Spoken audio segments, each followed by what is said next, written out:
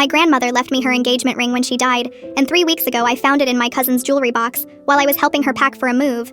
And when I picked it up and put it in my pocket without saying a word, she didn't notice. She still hasn't noticed. And I have not told my aunt, my mother, or anyone else in my family what I did or what I found. My grandmother, Nana Rowe, wore that ring for 53 years. It's not valuable in any way a jeweler would care about. A small round diamond in a thin gold band that's been resized twice and has a tiny scratch on the setting from when she caught it on a garden fence in 1987. She told me that story herself. She told me a lot of things herself, specifically the way she had of pulling you aside at family gatherings and talking to you like you were the only person in the room who would understand. When she got sick 3 years ago, she told me she wanted me to have the ring. She said it clearly. She said it more than once. She said it in front of my mother on at least one occasion, I can confirm. She did not put it in writing. I know. When she died, my Aunt Diane handled the estate because she lived closest and had medical power of attorney, and my mother was too undone to do much of anything practical. I was grieving and I trusted that process. I asked my mother once, gently, whether the ring had been mentioned, and she said she was sure it would be sorted out. It was not sorted out. Months went by and I didn't push because I didn't want to seem like someone counting assets at a funeral. And then one day when I finally did ask Aunt Diane about it, she said she thought she'd given that to Cassidy already. Cassidy is my cousin. She is 24. She and Nana Rowe were close. I'm not disputing that. She visited, she helped out, she sat with her during hard stretches. I am not saying Cassidy didn't love her. I am saying Nana Rowe told me directly, repeatedly,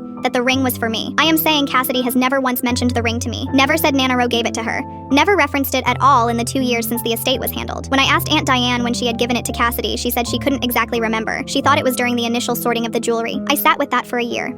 An entire year of sitting with it. Then 2 weeks ago, Cassidy asked me to help her pack up her apartment because she's relocating for a job. We were working through her dresser and I opened the jewelry box looking for a small pair of earrings she'd asked me to find, and there it was. The scratch on the setting, the resized band. I knew it immediately, the way you know something that belongs to you. I stood there for a moment holding it. Cassidy was in the other room on the phone with her landlord. I put it in the front pocket of my jeans and I closed the jewelry box and I found the earrings and I brought them to her and we kept packing. My mother is the only person I have told. I called her that night and she was quiet for a long time and then said, very carefully, that she understood why I did it, but that I had put both of us in a difficult position, and that at some point Cassidy would notice and there would be a confrontation we weren't prepared for. I told her I had been in a difficult position for 2 years. She didn't argue with that. The ring is sitting in a small dish on my bathroom windowsill where I can see it in the morning. I have not worn it. I don't know if I'm keeping it or just holding it while I figure out what I actually believe about what I did. Cassidy moves in 11 days. I don't know when she'll go through her jewelry box. I don't know if she'll remember the ring specifically or assume it got lost in the move. I don't know if she knows it was supposed to be mine and simply never said so, or if she genuinely believes it was hers and will be confused and then furious. I don't know which version is worse. My mother called yesterday to check in and I could tell she was hoping I had a plan. I told her I didn't. She said Nana Rowe would not have wanted any of this to become what it has become. I told her Nana Rowe should have written it down then, and I said it more sharply than I meant to, and my mother went quiet and we finished the call without really finishing anything.